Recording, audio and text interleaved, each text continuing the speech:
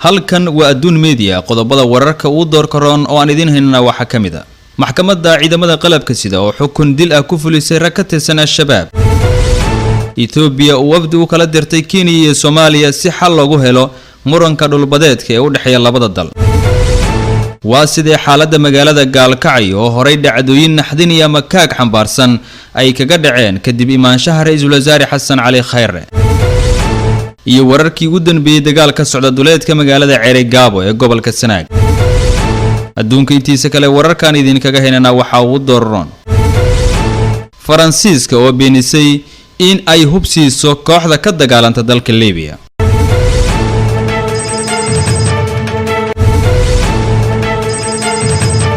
intaasi waxa ay qodobadeen kuwii uu door karoona warkii oo dhan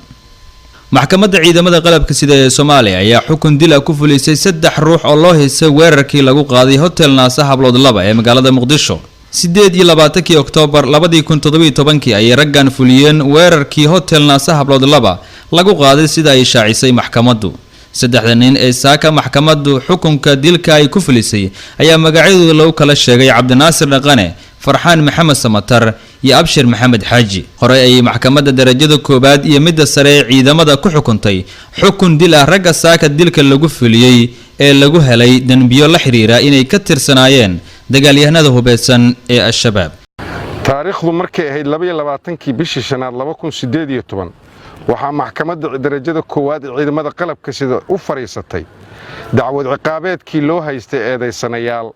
Farxaan Maxamed Samatar 22 jir ah ina Safiye Maxamed ku dhashay Galguduud Cabdinaasir Dhaqane Xasan 19 jir ah ina Xabiibo Maxamuud ku dhashay Gedo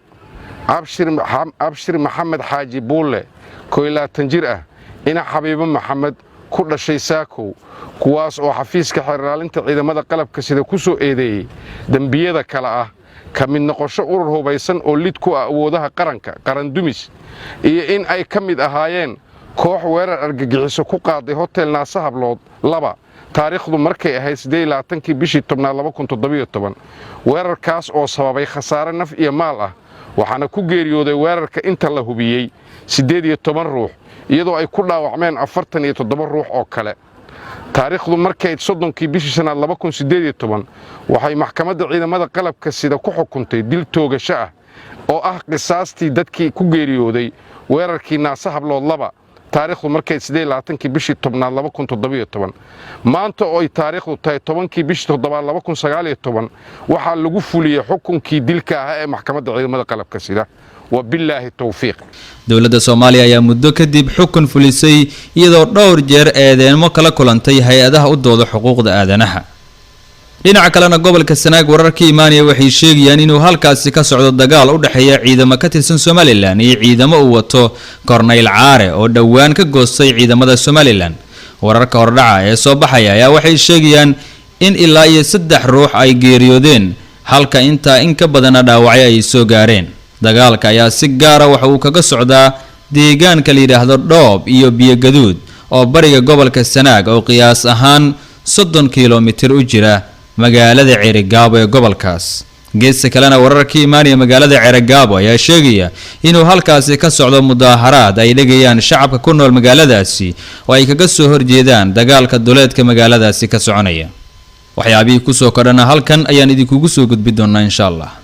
wargeysyada The Nation iyo The East African ee Kenya ayaa sheegaya in Ethiopia ay wafdi u kala dirtay Kenya iyo Soomaaliya si xal loogu helo muranka dhulbadeedka ee u dhaxeeya labada dal maqaalka wargeyska The Nation ayaa sheegay in mas'uuliyiinta Soomaalida iyo kuwa Kenya uu ka soo xigtay in Abiy Ahmed oo haatan ah gudoomiyaha urur goboleedka IGAD oo shir u qaban doono labada madaxweyne ee Uhuru Kenyatta iyo Maxamed Cabdullaahi Farmaajo inkastoo aysan weli arintan xaqiijin labada madaxweyne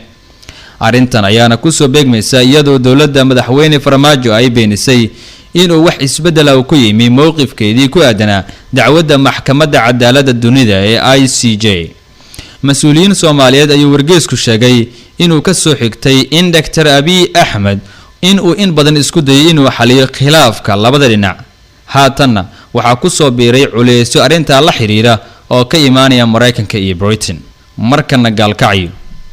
xaaladda magaalada gaalkacyo waa ay ka duwan tahay sidii hore waayo waxaa ku sugan xasan cali khayre oo joogitaankiisu magaalada sidii ahayd ka duway waayo gaalkacyo waxaa inta badan hadalhayntu ahaa dhacdooyin tixana oo magaaladaasi ka dhacay oo ay ka mid ahaayeen dilkii iyo kufsigii loo geystay marxuumad Caayisha Ilyas dadkii lagu laayay duleedka magaaladaasi iyo dhacdadii ugu dambeysay ee ahayd haweeney isku ekeysiisay rag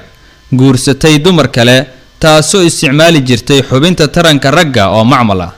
laakiin bulshada gaalkacyo markuu halkaasi tagay ra'iisul wasaaraha dalka waxaa magaalada dhinac waliba qabsaday hadal suugaaneedka ra'iisul wasaaraha ka sheegay magaalooyinka uu booqday ee galmudug wuxuuna bulshada gaalkacyo ugu baaqay inay ka qayb qaataan dhisidda galmudug cusub oo awood leh ugu dambeyntiina dowladda Faransiiska ayaa beenisay in ay hubsiisay kooxda ka dagaalanta dalka Liibiya gantaalada dagaalka uu lahaa Faransiiska ayaa laga helay saldhig military oo ay leeyihiin ciidamo daacad u ah General Khalifa Haftar balse Faransiiska waxa uu sheegay in hubkaasi aan lagu talagelin kooxaha ka dagaalama Liibiya sida laga soo xigtay militariga Faransiiska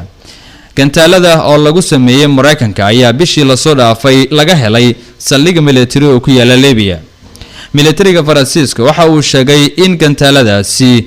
ay ugu yimaadeen dhinaca Mareykanka balse ay ku wareejiyeen ciidamadooda dagaalka kula jira argagixisada ee ku sugan Liibiya